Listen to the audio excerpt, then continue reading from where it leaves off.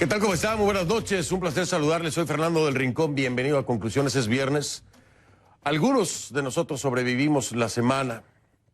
Y más si usted lo piensa en un terrible contexto de todos aquellos venezolanos que aún están esperando la llegada de la ayuda humanitaria. Cobra mucho más sentido una frase que pareciera tan simplista. Con esta reflexión, arrancamos.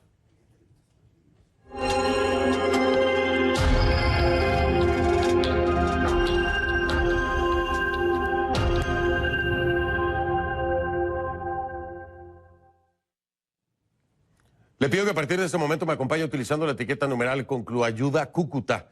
El hashtag es Concluayuda Cúcuta. Esa es la etiqueta que vamos a estar utilizando. Por favor, acompañen sus comentarios con esta etiqueta a mi cuenta en Twitter, @soyfdelrincón, @soyfdelrincón.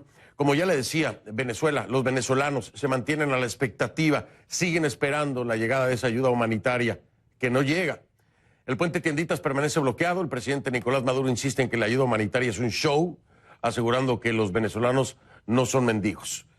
En entrevista con la agencia France Press, Juan Guaidó, que usted sabe, reconocido por más de 40 países como el presidente encargado de Venezuela, pues no tuvo más que decir que hay opción de autorizar una intervención militar extranjera en el país.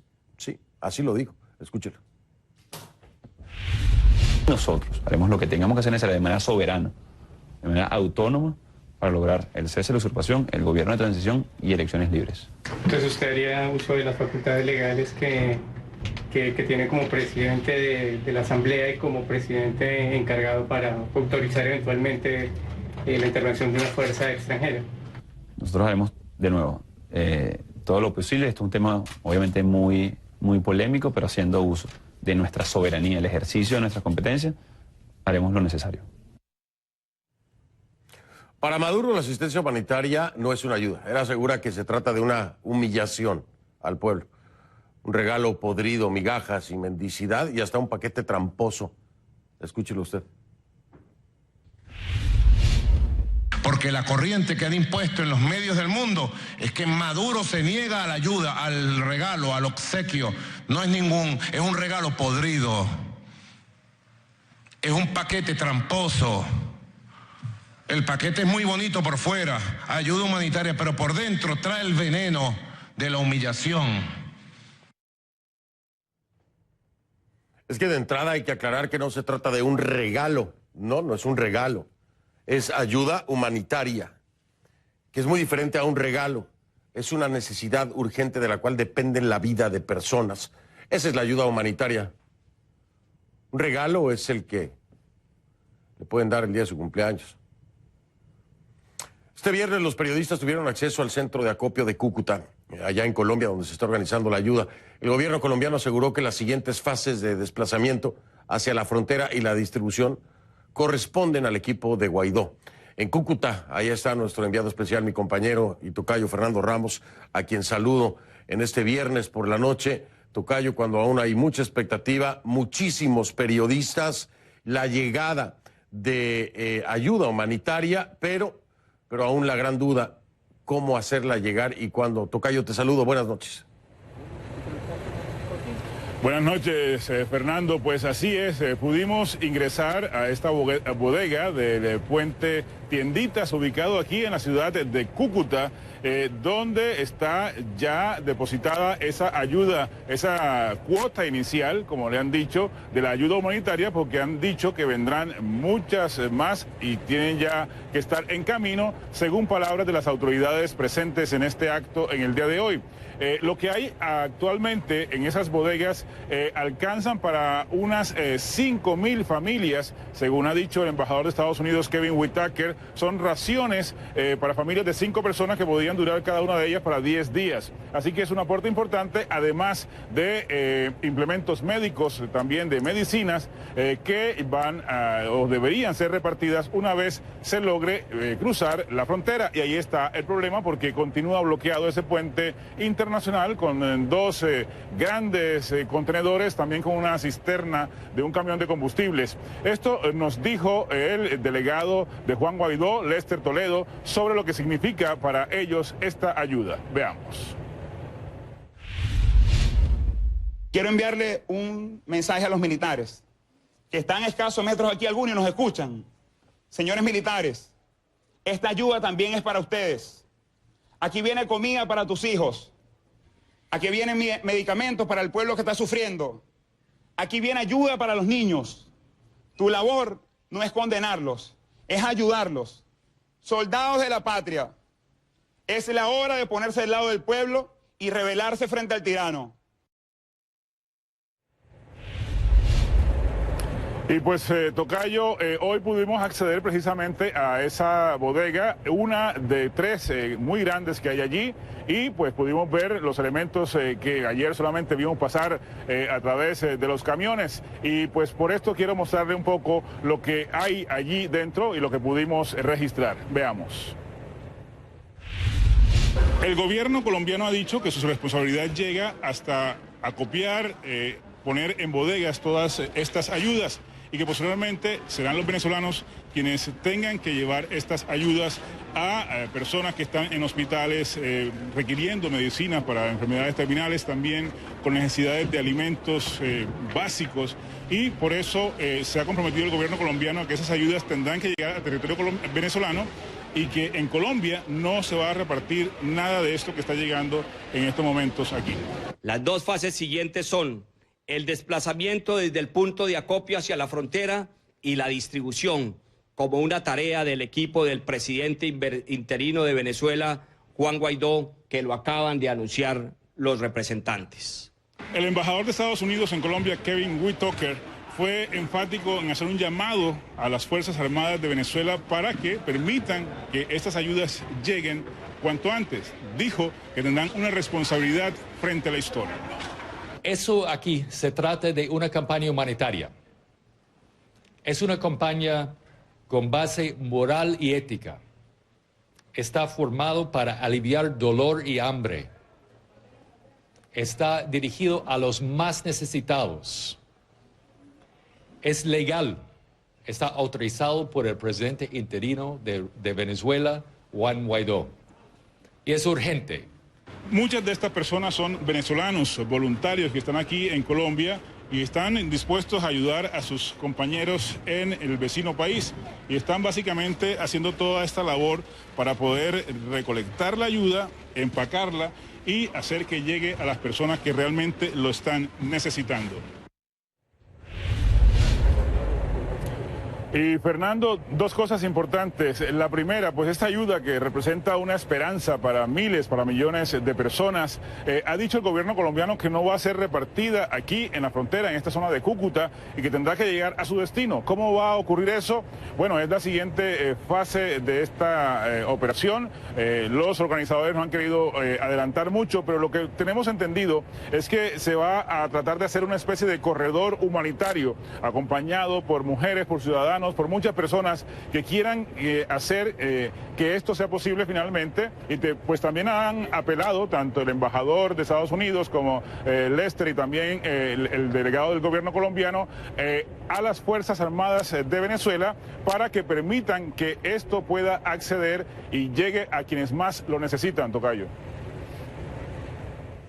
Así es, tocayo, hay mucha expectativa, dudas muchísimas, muchas más de las que quisiéramos sobre este tema de la ayuda humanitaria. Tocayo, gracias por esta cobertura. Sé que no ha sido fácil y todavía habrá que continuar con la misma, así que te dejo descansar. Aprovecha el fin de semana y pues un abrazo a la distancia, tocayo. Muchas gracias.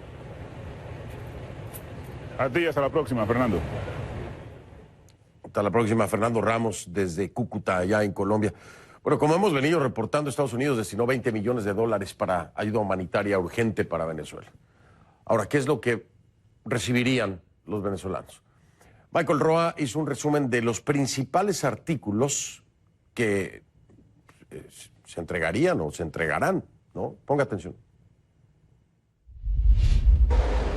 Las primeras cajas con ayuda humanitaria para Venezuela enviadas por el gobierno estadounidense a través de la Agencia para el Desarrollo Internacional contienen alimentos no perecederos adquiridos localmente como aceite vegetal, harina, lentejas y arroz para alimentar a unas 5.000 personas por un periodo de 10 días. También botiquines de emergencia equipados con medicamentos e instrumentos para cirugías ambulatorias. Estos equipos podrían servir para atender a unas 10.000 personas en hospitales y centros de salud por 90 días. Las cajas también contienen artículos de aseo personal como jabón, cepillo de dientes y pasta dental, suficientes para 7.500 personas para 10 días. También suplementos de alimentos listos para comer, RUSF, por sus siglas en inglés, para niños con desnutrición moderada. Los productos a base de maní también contienen aceite vegetal y leche deshidratada. Asimismo, hay unas galletas de alto contenido energético que sirven como suplemento alimenticio temporal y que son producidas en Indonesia. Los contenedores que están llegando a la ciudad colombiana de Cúcuta forman parte de los $20 millones en ayuda humanitaria urgente que anunció el secretario de Estado estadounidense Mike Pompeo el 24 de enero. Cifras de la Agencia de Estados Unidos para el Desarrollo Internacional indican que durante el año fiscal 2017, Estados Unidos suministró unos $97 millones en ayuda humanitaria a la comunidad venezolana en 17 países de América Latina. La ayuda fue entregada a través de la ONU y organizaciones no gubernamentales que asisten con alimentos, cuidado de salud y refugios a los venezolanos que han salido de su país. La ONU estima que más de 3 millones de personas han abandonado Venezuela y proyecta que para finales de 2019 esta cifra superará los 5 millones. Michael Roa, CNN, Atlanta. Mire usted, resulta, hay quienes lo califican como paradójico, hay quienes lo ven como un insulto, hay quienes lo ven como una burla, hay quienes lo ven como algo completamente deleznable. ¿A qué me refiero? Es que mientras el equipo de Guaidó pide desesperadamente ayuda a la comunidad internacional, el régimen de Maduro envía 100 toneladas de ayuda humanitaria a Cuba. 100 toneladas. El cargamento está destinado a la recuperación tras el tornado que recientemente causó graves daños en la isla. Este envío, ¿qué incluye? Incluye maquinaria y materiales de construcción. Esto pese a la deteriorada economía venezolana. Maduro sigue proporcionando a Cuba decenas de miles de barriles de petróleo a cambio de, dicen, del trabajo de médicos, dicen, entrenadores deportivos, dicen, asesores militares cubanos. Lo tenemos claro, ¿no? Vamos a hablar sobre el tema de la ayuda humanitaria con mi invitada esta noche.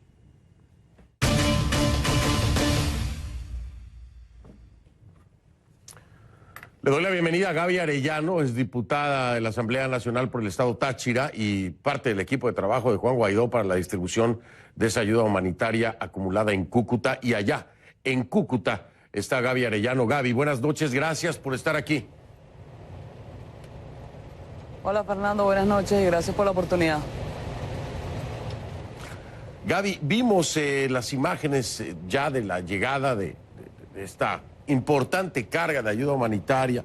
Fernando Ramos nos hizo este recorrido hacia el interior del centro de acopio, pero aún está esta gran duda de cómo lograr no el desplazamiento a la frontera, sino que entre a Venezuela.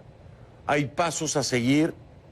Explícame cómo lo están planteando ustedes y cómo lo manejan. La pregunta mayoritariamente de los venezolanos aquí y en Venezuela y a través de las redes sociales es: Gaby, ¿qué sigue?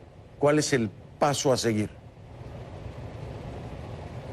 Primero decir, Fernando, que estos han sido años de lucha, años de denuncia, 5 años, para ser exacto, desde que levantamos la voz advirtiendo que cada hora que pase Nicolás Maduro en Miraflores, nuestro pueblo es más pobre y menos libre. Ha sido un genocidio silencioso, lo que lamentablemente ha ceñido sobre nuestro pueblo. ¿Qué sigue a partir de haber culminado la segunda fase de este proceso de ayuda humanitaria para el pueblo venezolano? Hoy aperturamos el centro de acopio acá en la frontera, a pocos metros de mi tierra, a pocos metros de mi amado Táchira y de Venezuela. Lo que viene es la organización del pueblo para hacer llegar esta ayuda a los más vulnerables, a los más necesitados. Y muchos han preguntado que si nosotros tenemos un plan violento o bélico. No, yo lo digo con propiedad, Fernando. Maduro cerró la frontera en el 2015 y la fuerza de las mujeres vestidas de blanco en Ureña abrieron el paso.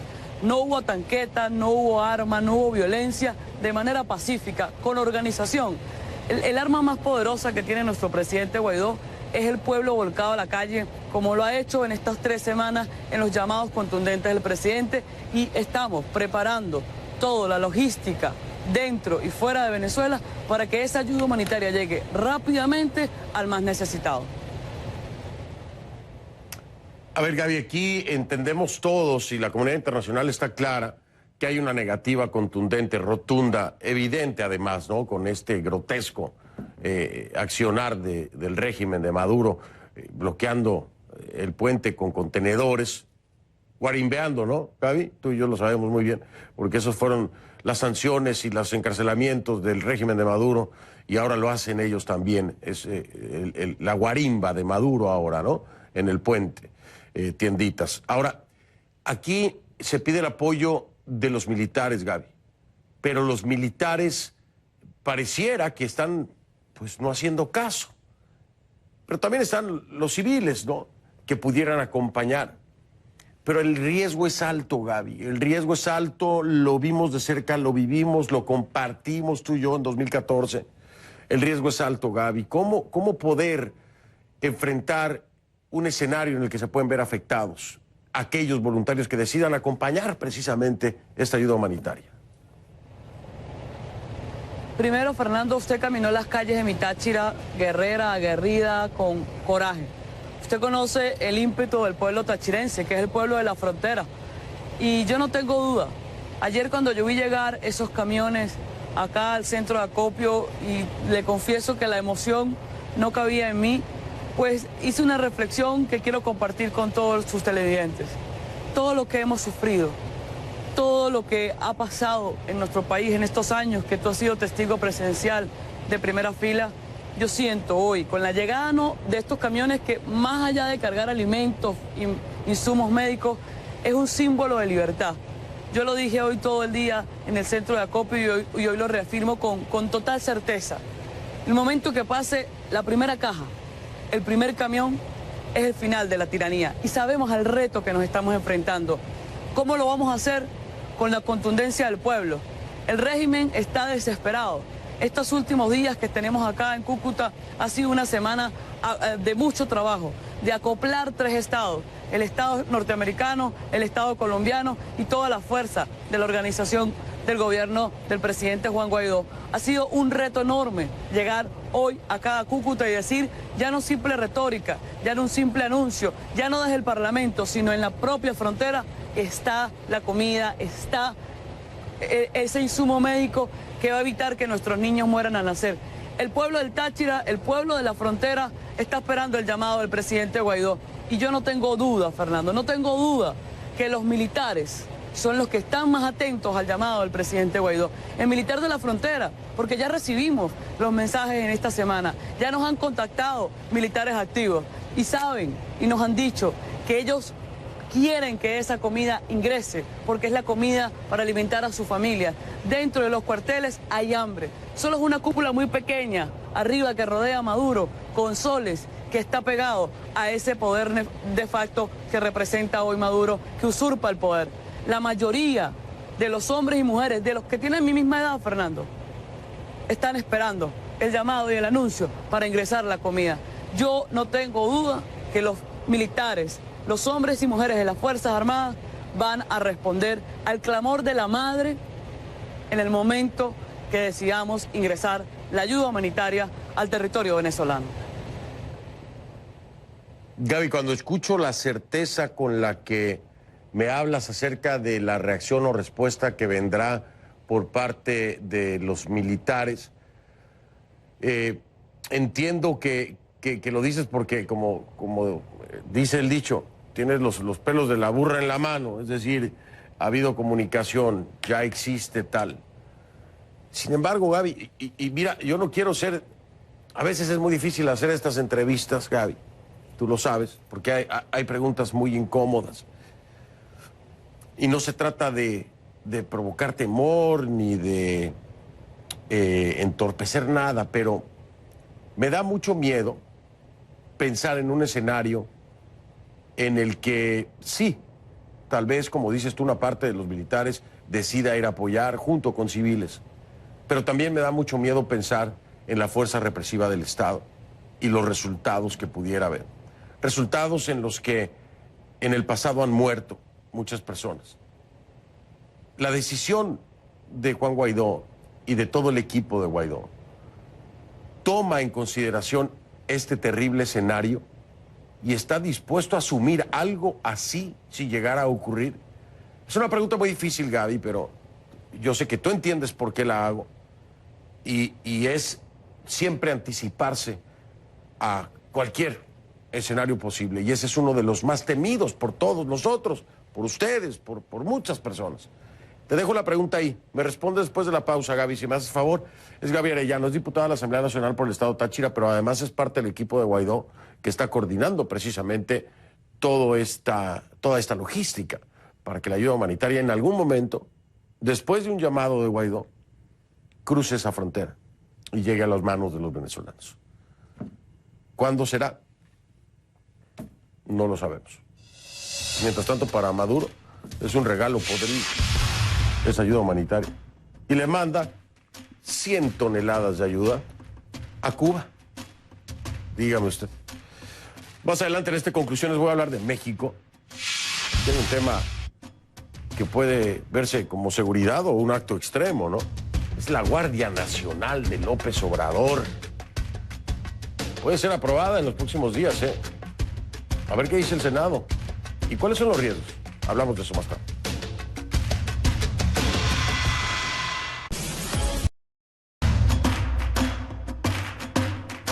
Continuamos con Gaby Arellano, diputada de la Asamblea Nacional por el Estado Táchira, parte del equipo de trabajo de Juan Guaidó para la distribución de la ayuda humanitaria que está allá en Cúcuta. Y allá está Gaby Arellano. Gaby, te preguntaba antes de la pausa, este terrorífico escenario que no podemos descartar por acontecimientos del pasado, en donde desgraciadamente la represión ha cobrado la vida de muchos venezolanos que hoy lamentamos y lloramos, ¿no?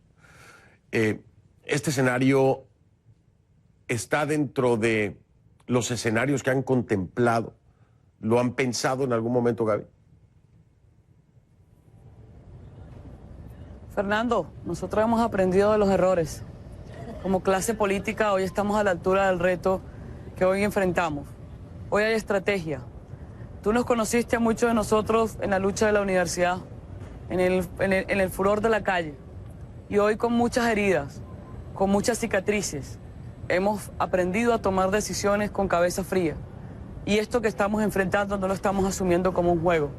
Es una decisión determinada de una generación que quiere, necesita y desea vivir en libertad. No estamos jugando y sabemos a qué nos enfrentamos. Nos han disparado, nos han perseguido. Mi hermano Juan Requesén lleva meses en un calabozo. Leopoldo López está a punto de cumplir 5 años, preso injustamente por advertir esta tragedia. Hemos enterrado a nuestros seres queridos. Nos ha tocado el exilio. Ha sido años de lucha, años de denuncias, que Lilian recorriera el mundo entero, levantando la voz. Y que hoy estemos acá, a pocos metros de mi tierra amada, con la ayuda humanitaria ya como un hecho tangible, es muestra de que todo valió la pena. Y estamos seguros, y estoy segura, con certeza y firmeza, de que los militares no le van a disparar al pueblo. Fernando, porque el pasado 2 de febrero, el presidente Guaidó convocó al pueblo, dentro y fuera del territorio. Todas las ciudades se movilizaron. Y por primera vez, Fernando, después de 5 años de luchar, de estar en el asfalto, no se registró el 2 de febrero ni un detenido, ni un herido. Eso es muestra de que no están obedeciendo las órdenes de Miraflores. Lo que yo he recibido esta semana acá en la frontera, de los familiares del mundo militar, me da la firmeza y la certeza de que ellos también se cansaron del tirano, de que ellos también están hartos de vivir humillados a la injerencia cubana, a la injerencia rusa, a la injerencia de esas mafias que solo traen muerte y desgracia. Insisto, estamos claros a qué nos enfrentamos y nos estamos preparando para que la fuerza del pueblo impere, se imponga y que la conducción política esté a la altura de un país que muere de hambre, de un país que se encuentra hoy como si hubiese pasado una catástrofe natural. Hoy, lo que comenzó acá en Cúcuta se puede comparar con lo que vivió la Europa de 1948, cuando Estados Unidos comenzó un puente aéreo para llevar comida a los alemanes.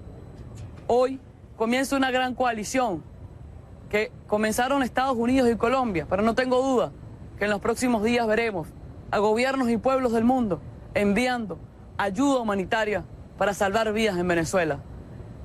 No hacer nada, no arriesgarnos, es condenar a más muertes silenciosas. Preferimos asumir el riesgo y asumir el riesgo con responsabilidad, sin romanticismos, con firmeza de que sí podemos derribar esas barreras que el tirano ha puesto en las fronteras de Venezuela. Derribarlas sin armas, con la palabra y con la fuerza de un pueblo organizado que se cansó de ser humillado por una cúpula minoritaria extranjera.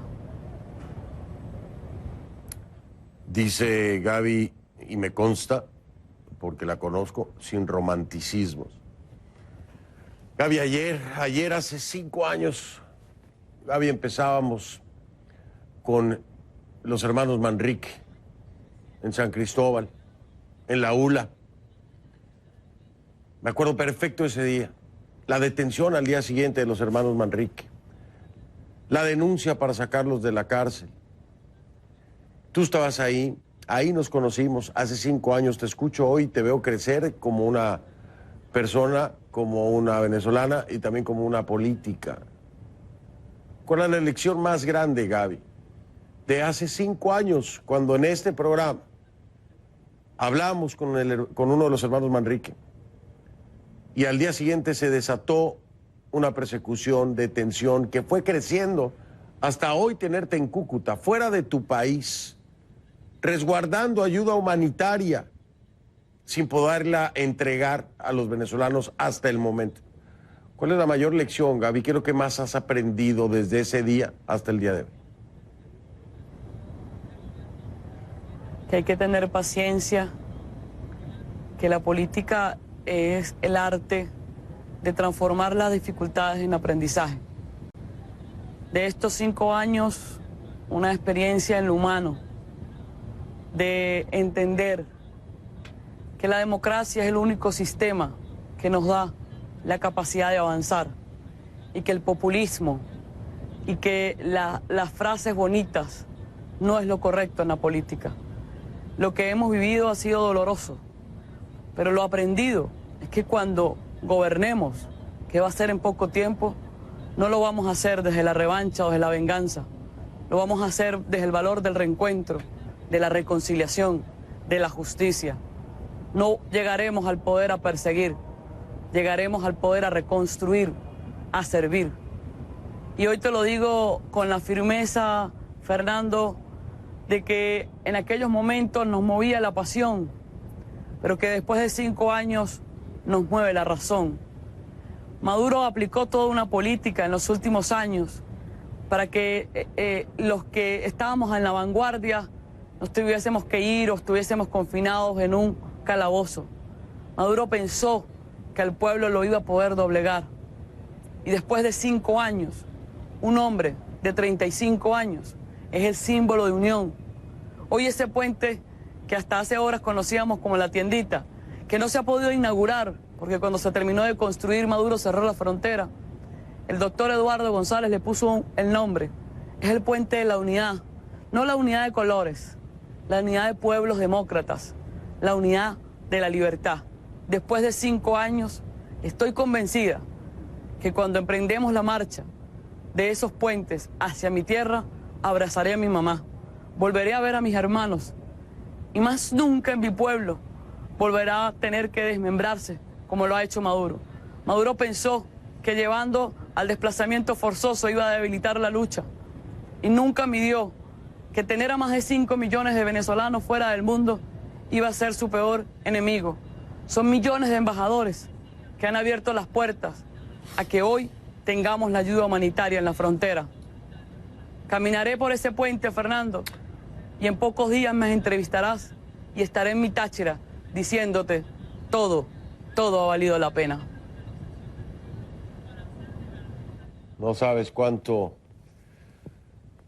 añoro regresar al Táchira y ver a, como yo les digo con todo cariño, a mis gochos arrechos, ¿no?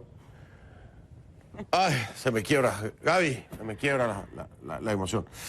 Gaby Arellano, te mando un abrazo. Estoy muy al pendiente de ustedes. Mil gracias por la entrevista. Gracias, Gaby. Te veremos, Fernando, te veremos. Daniel Ceballos y yo te veremos en el Táchira. Te recibiremos.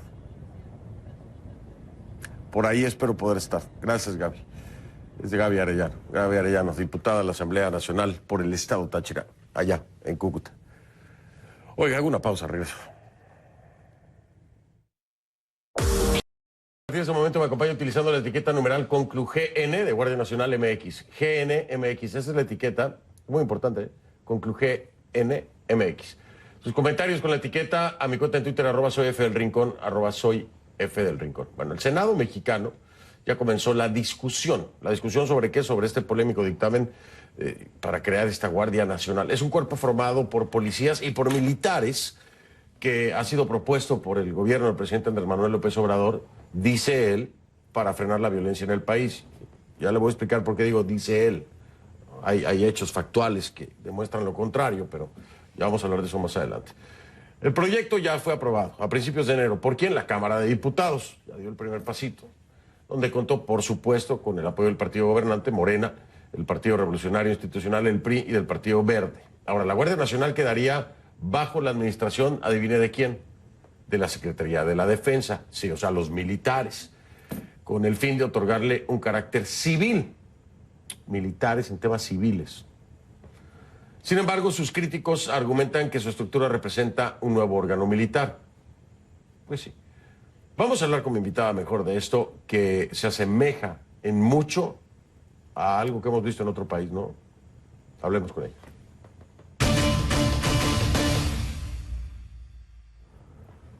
Le doy la bienvenida y por fin a Erika Guevara Rosas, es directora para las Américas de Amnistía Internacional. Digo por fin, porque Erika ha estado cediendo espacio porque el tema de Venezuela crecía y crecía. Y yo le decía a Luis Yepes, decía, dile a Erika que por favor me chance, dile a Erika. Y Erika nos dio chance. ¿Cómo estás? Muy bien, Fernando, muchas gracias. Bienvenida, gracias por estar aquí. Un tema muy importante que teníamos ahí guardado. A ver, Erika, dime si yo estoy mal, pero lo rectifiqué y lo verifiqué en videos de campaña de Andrés Manuel López Obrador, donde él prometió sacar a los militares de la calle. ¿Estoy equivocado? Pues no estás equivocado. Ciertamente muchas de las promesas de campaña fueron precisamente mostrar que había una estrategia diferente para atender los problemas sociales y el gran problema de violencia y de la influencia del crimen organizado en el país. No solo el presidente Andrés Manuel López Obrador en su campaña presidencial, pero muchos otros miembros de su partido también han hecho pronunciamientos en ese sentido. Así que es muy sorpresivo ver que hoy día nos encontramos frente a la posibilidad de una reforma constitucional para la creación de una Guardia Nacional que formalizaría una estrategia fallida de militarización en un país que está enfrentando una de las peores crisis en materia de derechos humanos. A ver, vamos a retroceder un momento en el tiempo, porque ya una propuesta similar fue rechazada, ¿no? Y esta propuesta que fue rechazada, entonces ahora en este gobierno de López Obrador le encuentran la vuelta por el lado constitucional. Es decir, cuando fue por el lado legal no se pudo aprobar y entonces por el lado constitucional se puede. Es buscar el hueco legal para finalmente salirse con la suya. Bueno, efectivamente, en la administración pasada del presidente Enrique Peña Nieto se presenta una iniciativa de ley, una ley de seguridad interior, por la cual efectivamente se formalizaba de alguna forma esta estrategia militarizada de mantener a los militares ejerciendo funciones de seguridad pública.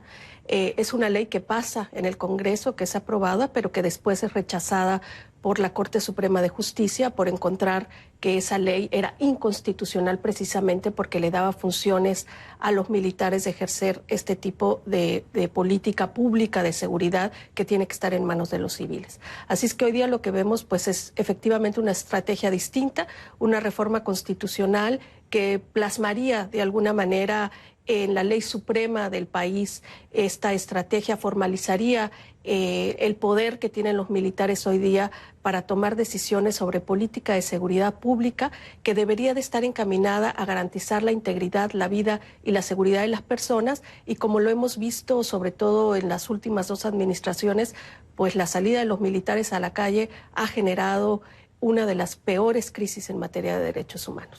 De las grandes críticas de Andrés Manuel López Obrador, podemos recordar las hechas obviamente de Enrique Peña Nieto, que fueron casi todas, pero también una gran crítica en la guerra contra el narcotráfico, en la estrategia planteada por, en aquel entonces, Felipe Calderón, y que fue precisamente sangrienta, sí, y precisamente con los militares en la calle. ¿Cuál es la diferencia de la propuesta de López Obrador si finalmente eso que criticó es lo que está haciendo? Porque integrar policías con militares, a final de cuentas, es poner a los militares en temas civiles, además, ¿no? Nosotros no vemos ninguna diferencia en la práctica. Digamos que los militares han estado en las calles en México por muchos años, inclusive antes de la administración del presidente Calderón, pero Calderón viene y formaliza a través de una política pública, ¿verdad? Lo que ellos denominan guerra contra el narcotráfico, que en realidad se convirtió una guerra en contra de la población. México es un país que tiene más de 40,000 personas desaparecidas, una tasa de homicidio altísima, y que esa tasa de homicidio en relación al número de soldados, la Marina, que han estado en operaciones de seguridad, siempre va en aumento proporcional con el número de personal militar que está en las calles. En México, la tortura es una práctica sistemática y no solo es ejercida por la autoridad policial en situaciones de detención, pero también se han documentado múltiples casos en donde soldados, marinos de la Armada detienen personas y también torturan como una forma de alguna manera de incrementar el número de personas detenidas en esta mal llamada guerra contra el narcotráfico. Nosotros en el año 2016 hicimos una investigación sobre tortura sexual en contra de mujeres en el momento de la detención.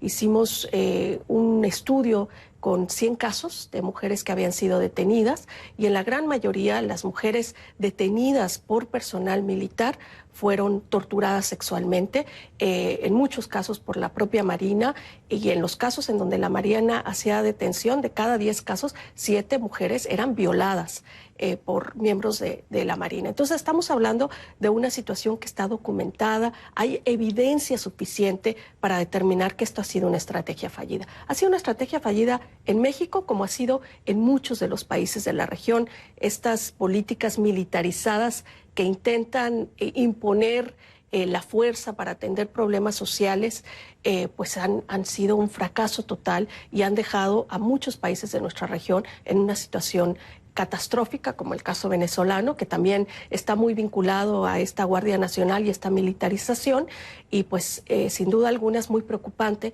que México hoy día, el presidente López Obrador, que no ha escuchado las críticas que vienen de organizaciones locales, de organismos internacionales, el Alto Comisionado de las Naciones Unidas, múltiples relatorías que están en alerta frente a esta posible reforma constitucional. Ahora, aquí hay un tema de fondo también muy importante para que los mexicanos entiendan esta situación y la comunidad internacional. Esta Guardia Nacional dependería de la Secretaría de la Defensa Nacional. La Secretaría de la Defensa Nacional es el máximo órgano, la máxima secretaría en el control de los militares. ¿Quién es el jefe de las Fuerzas Armadas en el país? Bueno, el jefe de las Fuerzas Armadas es el presidente, ¿verdad? En esta propuesta legislativa ha habido ciertas modificaciones. Hay, digamos, una especie de transición en donde el Ministerio de la Defensa solo está encargado por algún tiempo de la parte operativa, pero estará encargado del entrenamiento, de la selección, etcétera, que al final de cuentas sabemos que será quien tome las órdenes y quien instruya a esta Guardia Nacional para que ejecute funciones de seguridad pública. Así es que efectivamente es el presidente López Obrador quien es el jefe supremo de las fuerzas de seguridad, pero que además tendrá a la Secretaría de Defensa, este ministerio encargado de las Fuerzas Armadas, operando libremente y ejerciendo política de seguridad. Claro, pero que en la línea de mando, el que definitivamente puede dar la orden desde arriba, en línea directa y dentro de un marco constitucional con este ajuste, es el mismo presidente López Obrador. Déjame marcar pausa, ¿no? Voy a marcar una pausa, voy a regresar. Vamos a seguir hablando con Erika Guevara acerca de esto, que es una Guardia Nacional que pues sí se parece mucho a la venezolana, digo yo, ¿no? Digo yo. Los militares a la calle en México. con policías también, desplazando instituciones civiles. Esto es seguridad o es un extremo. Ya regreso. En los momentos decisivos. Somos CNN.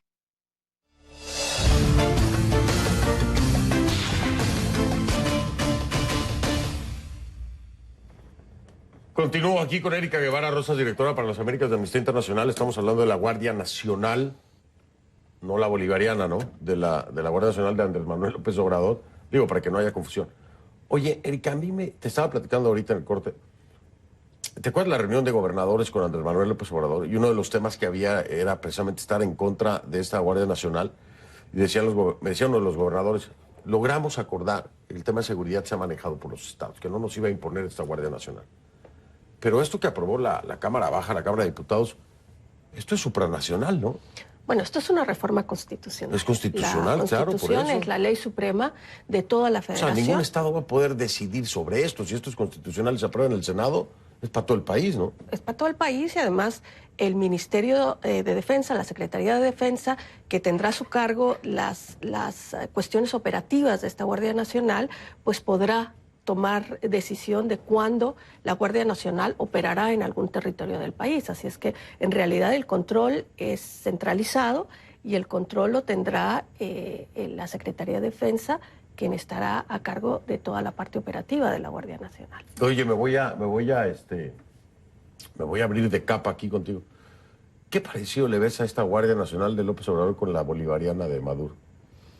Bueno, primero tendremos que ver cuando se establezca. Sin duda alguna es preocupante, vuelvo y te repito, que se formalice a nivel constitucional la creación de un cuerpo militarizado, porque finalmente, a pesar de que se supone que es una mezcla de policía y de militares, el entrenamiento lo darán los militares. Será la Secretaría de Defensa quien está encargada del entrenamiento de esta Guardia Nacional.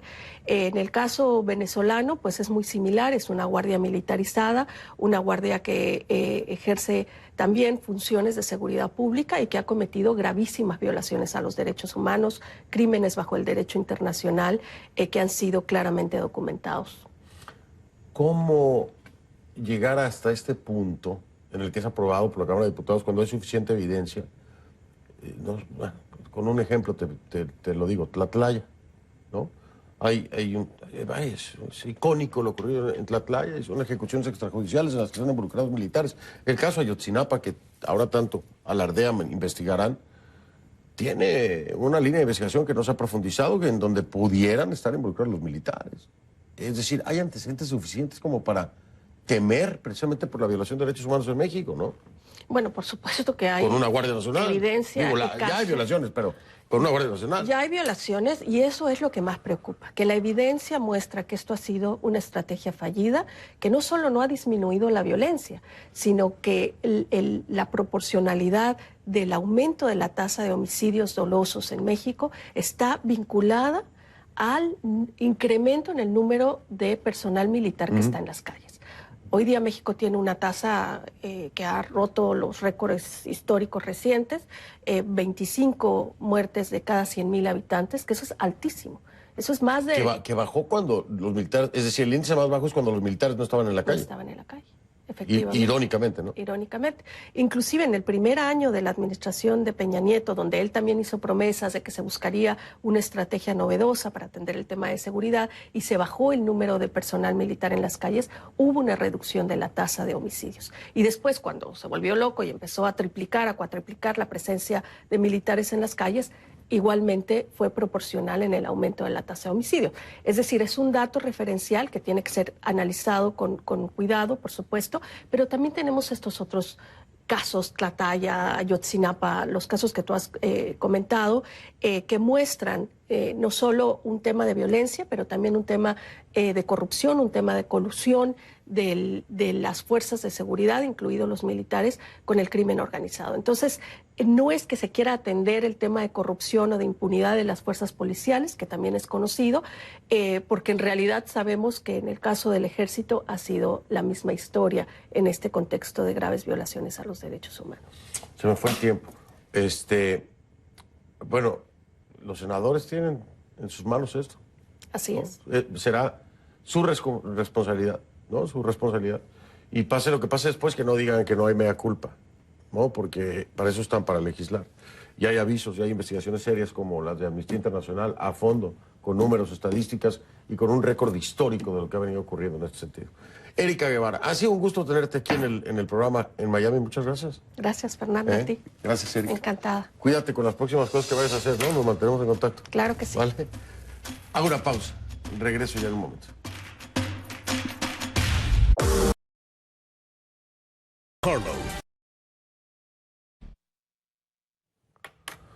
Soy Fernando del Rincón, como siempre le digo, si no lo vio en conclusiones, no lo vio.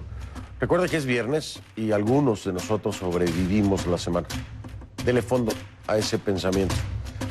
Gracias por habernos acompañado. Lo veo, si me lo permite, el domingo en Fuentes Confiables a las 10 de la mañana. Y si llegamos al lunes, aquí lo espero en conclusiones. Gracias.